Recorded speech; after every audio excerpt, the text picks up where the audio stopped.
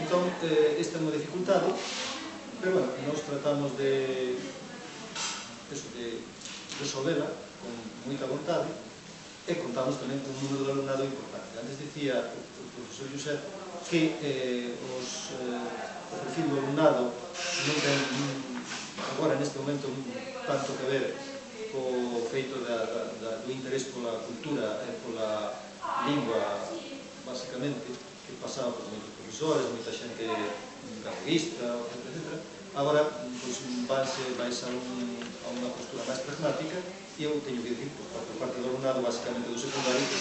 é iso. Moitos dos alumnos que están no secundario é porque consideran importante aprender unha segunda lingua estranxeira e nós procuramos darlle a posibilidade de que aprendan unhas técnicas, digamos, actuais de aprendizaxe